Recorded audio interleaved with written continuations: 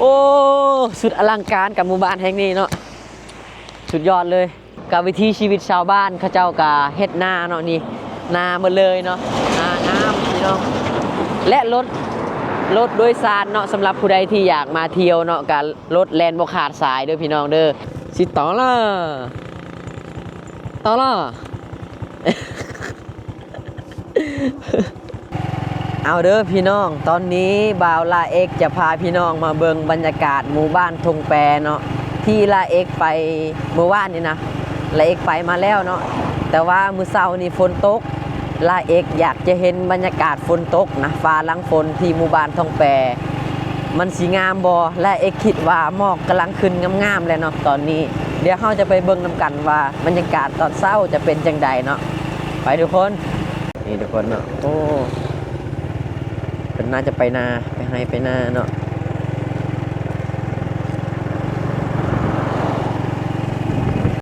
บรรยากาศตอนเช้าตอนนี้เนาะงามขนาดเลยหมู่บ้านนี้หมู่บ้านเขาเจ้าอยู่ทางหน้าพุ่นเนาะพี่น้อง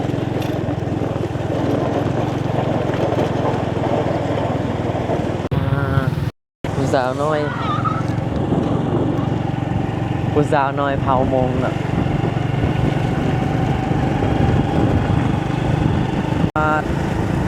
โคนฮักก็เศร้าเลยเนาะทางนี้โอ้พี่น้องบรรยากาศเนาะกำลังงามเลยแหละ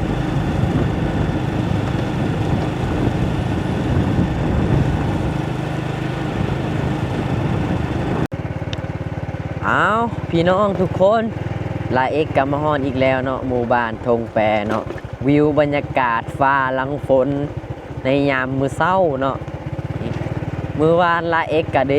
ได้เดินทางไปแล้วเนาะยามแรงๆนะพี่น้องแต่มื้อนี้จะพาพี่น้องมาเบิ่งบรรยากาศยามเช้าเนาะได้การคักขนาดเลยพี่น้องสุดยอดเลยบรรยากาศยามเช้า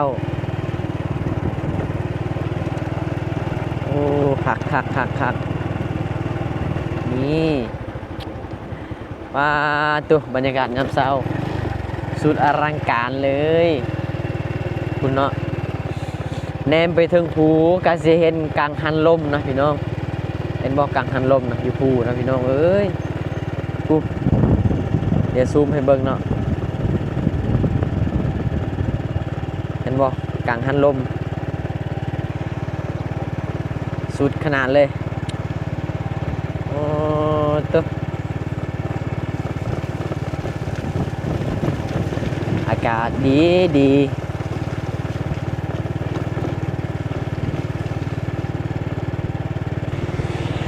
โอ้สุดอลังการกับหมู่บ้านแห่งนี้เนาะ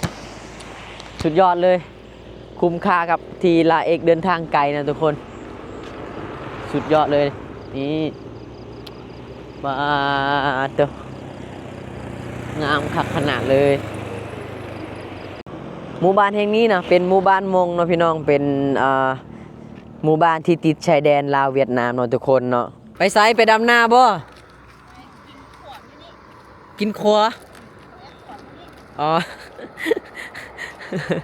เป็นหวานไปกินอย่างเนาะพี่น้องนี่ทุกคนเนาะตอนนี้ลาเอกกำลังสูดบรรยากาศธรรมชาติของหมู่บ้านทงแปเนาะที่เมืองคำเกิดแขวงบุรีคำไซเส้นทางเส้นนี้ไปฮอดด้านน้ำพาวเนาะด้านสกลพี่น้องไปฮอดชายแดนลาวเวียดนามเป็นหมู่บ้านชนเผ่ามงเนาะอยู่ต่อหน้านี่เนาะโอ้ธรรมชาติงามผู้สาวก็งามพี่น้องผู้สาวมงใจดีขนาดเลยเมื่อวานเพิ่นเอิญกินข้าวกินน้ำเนาะลาเอกกะทักทายผู้สาวมงเมื่อวานนี้เนาะแล้วก็เรียนรู้ภาษาเขานำเนาะเมื่อวานนี้สุดยอดเลยกับวิถีชีวิตชาวบ้านเขาเจ้ากะเฮ็ดนาเนาะนี่นาหมดเลยเนาะนางามพี่น้องและรถโดยสารเนาะสำหรับผู้ใดที่อยากมาเที่ยวเนาะกับรถแลนบ่ขาดสายเด้อพี่น้องเด้อมีรถโดยสารเวียงจันทน์ลักซาวเนาะแลนมานี่มีหลายคันเลยทุกคนแลนบ่ขาดสายเลยอันนี้จะเป็นรถเวียดนามที่แลนเข้ามาส่งสินค้าอีหยังประมาณนี้ทุกคนและมื้อนี้เราจะได้เดินทางไปต่อที่เมืองนากายเนาะหรือว่าไปสู่เมืองยมราชแล้วก็สอดไปท่าแขกทุกคนเนาะบรรยากาศจะเป็นจังใดเดี๋ยวละเอกจะเก็บภาพบรรยากาศตามถนนหนทางให้พี่น้องเบิ่งนำกันไปทุกคนสุดยอดไปพี่น้องตอนนี้ลาเอก กำลังสีเดินทางไปสู่เมืองนากายเนาะจากบุรีคำไซเมืองคำเกิดจะออกไปสู่เมืองนากายเมืองยมราชพี่น้องเดี๋ยวเราเดินทางไปนำกันเนาะตอนนี้และการละเอ็กเก็บภาพบรรยากาศตามถนนหนทางให้พี่น้องได้รับชมไปจังซี่ละเด้อ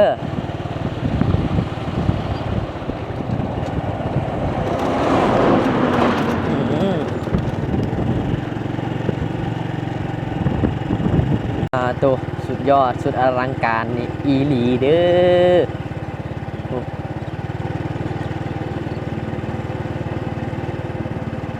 จากหมู่บ้านทงแปเนาะไปสู่นากายประมาณ69 ลักเนาะทุกคนเนาะนี่จุดที่ละเอกชมวิวตอนนี้นะพี่น้องพุ่นเทิงภูเขาเดี๋ยวละเอกซูมจักคราวหนึ่งให้ทุกคนพอได้เบิ่งเนาะบรรยากาศงามๆนี่เนาะเห็นบ่พี่น้องกลางหันลมนะเต็มอยู่ภูเขาเลยมีหมอกกำลังขึ้นอีกโอ้พี่น้องงามบ่พี่น้องตัวน้องโอ้เมื่อคืนนี้ฝนตกหนักเนาะเห็นบ่น้ำเต็มถนนหนทางเลยโอ้น้ำอังไว้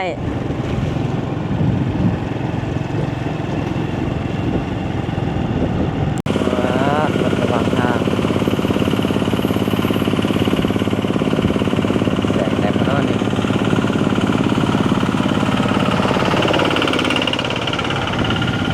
แล้วจื้อคอยเซยเนาะนี่เนาะแล้วว่าจะมาแต่เซโปนบ่ไปส่งน้ำบ่ไปแดดกันฮะไปแดดเป็นทางมาบ้านข้าวเจ้าอยู่พุ่นบ่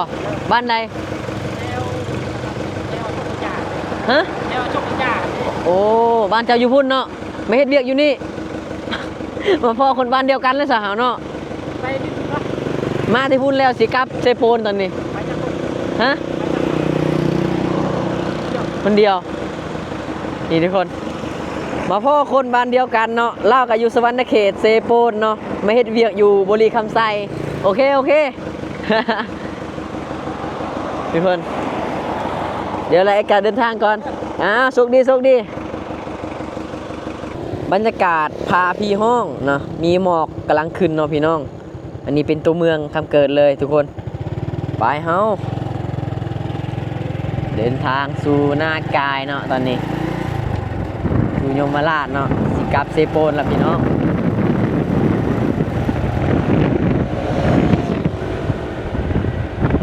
นี่เอาพี่น้องเส้นทางเส้นนี้จะไปฮอดเมืองยมราชแล้วก็นากายเนาะโอ้ผู้สาวน้อยยอดเนาะบรรยากาศยามเช้าอากาศเย็นดีเนาะเดินทางมื้อนี้ถือว่า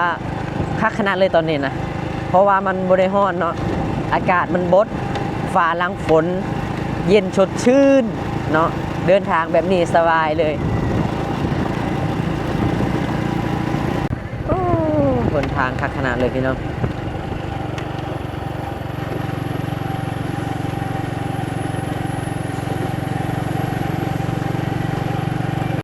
ทุกคนจากจุดนี้นะไปฮอดเมืองนากายอีกประมาณ59 ลักเนาะทุกคนเนาะเดี๋ยวละเอกจะถ่ายบรรยากาศเนาะตามถนนหนทางงามๆนี่เนาะบรรยากาศงามคักเนาะละเอกก็เลยมาเปิดกองถ่ายให้พี่น้องเบิ่งอีกอันนี้จะเป็นสวนสาลีเนาะของชาวบ้านพี่น้องปอตุ๊นี่เนาะสวนสาลีหมดเลยเนาะนี่คือการเกษตรเนาะอยู่ทางเมืองคำเกิดบ่พี่น้องประมาณนี้แหละนี่การเกษตรของเขาคือหาสาลีปลูกสาลีขายเนาะพี่น้องและทางนี้ก็จะเป็นทุ่งนาเนาะวิวงามคักขนาดมองนี้เนาะแล้วก็มีสวนมันต้นน้ำในพี่น้องโอ้เขาเจ้าเฮ็ดหลายอย่างเนาะเศรษฐกิจของเขาเจ้าการเกษตรของเขาทางเมืองการเกษตรของชาวบ้านทางเมืองคำเกิดเนาะก็หลายอย่างพี่น้องมีมันต้นมีสาลีมีเขานาเนาะมีสวนยางพารามีกล้วยมีหลายอย่างเนาะทุกคนเนาะโอ้สมพอเนาะเมืองคำเกิดนี่เป็นเมืองที่เจริญไวเนาะก็เพราะว่าเศรษฐกิจเขาหลายอย่างเศรษฐกิจเขาดีเนาะ ทุกคนโอ้สุดยอดเลยมาพี่น้องมาเที่ยวมาเล่นนำรถเว็บ Honda เนาะเลาะทัวร์กับลาเอกเด้อ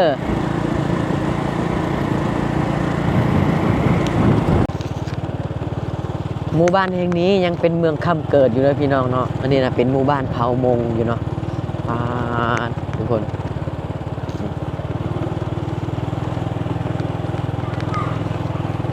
เห็นบ่ทุกคน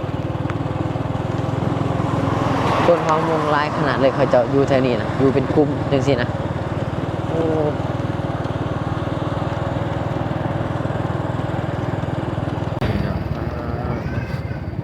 มีแต่เด็กน้อยเผามงเลยแต่นี้20 โมง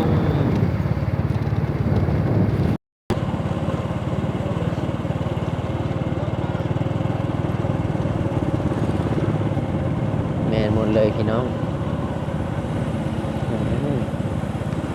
นี่เป็นตลาดมงเนาะ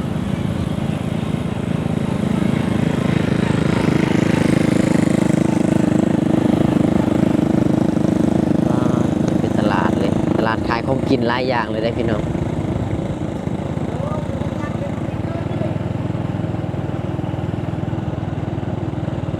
เดี๋ยวละเอกต้องเบิ่งแมปก่อนนะว่าละเอกไปหอดใส่แล้วพี่น้องเบิ่งผู้สาวมงนะกำลังย่างไปใส่บุหูเนาะ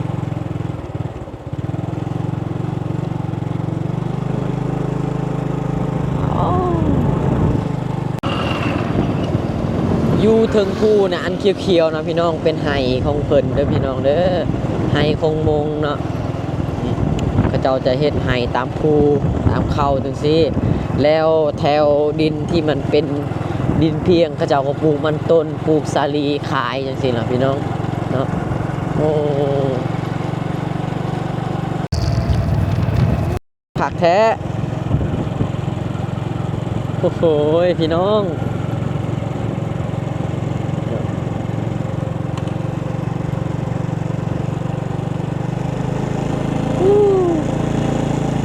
บนทางขึ้นภูเขาเนาะตอนนี้นะ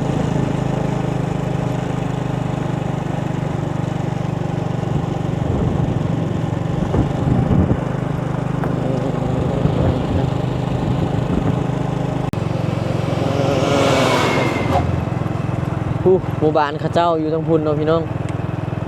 เป็นบ่เจ้านี่ทนทางโค้งคักขนาดเลยโค้งไปโค้งมาเนาะ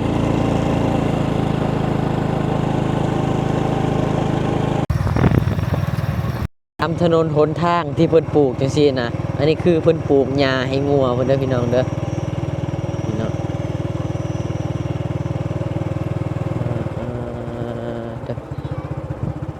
เลี้ยงนก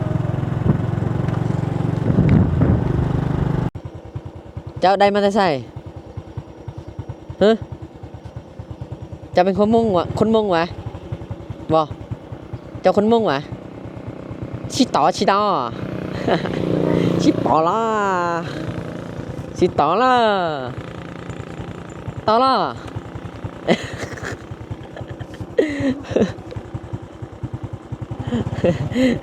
ว่าจักว่าถึกหรือว่าผิดวันนี้เนาะนี่อันนี้เป็นเด็กน้อยเผามงเนาะ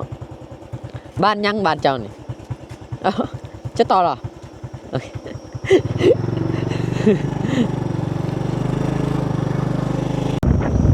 บ้านโพนสะอาดพี่น้อง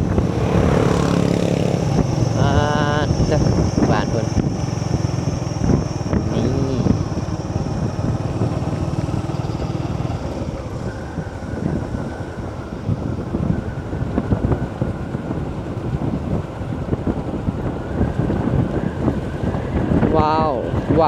ว้าววิวหลักร้านนะครับ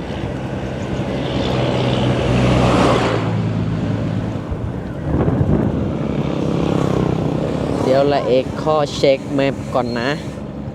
ว่าจะไปนากายเส้นใดบ้านยังกายไปนี่ ไก่นี่ไปแล้วบ้านอันไก่เมืองคำเกิดนี่ไปปะกายนี่ไปเป็นเมืองนากายเลยวะเมืองนากายเมืองนากายแล้วออกยมราชเนาะแม่นบ่แม่นแล้วโอนยมันละโอ้ที่ว่าทางอัน ทางเข้าบ้านทงเนาะ เออ ฮู้อยู่ดิ เออเออเออ แล้วพอดีเจออยู่อันบ้านนาไก่หั่นแล้ว เออ มัน โอเค มันบ่ไก่หั่นน่ะ เออเออเออเออ เจอเดี๋ยวอยู่บ้านนาไก่หั่น อ๋อ ไก่นั่นน่ะ โดย นาไก่นั้นไปแล้วหัวผู้ อันนี้ตลาดกลางทางเนาะว่าตัวมาขายคู่มือบ่นี่ ใส่คุ้ม ขายคู่มือเนาะโอเคขอบใจเด้อไปก่อนลงทางมาไปจากกองรอออกลักษาวันนี้สิกลับไปนากายบ่อยากกลับทางเก่านะ ทางนี้เกิกว่า ได้เนาะ ได้ โอเคขอบใจเดี๋ยวละเอกแวะถามทางชาวบ้านเนาะสิไปเมืองนากายนะพี่น้องเนาะเพิ่นบอกว่าเส้นนี้ไปหอดนากายได้แล้วก็ออกยมราชได้ทุกคนโอเคเดี๋ยวเราเดินทางไปนำกันเนาะ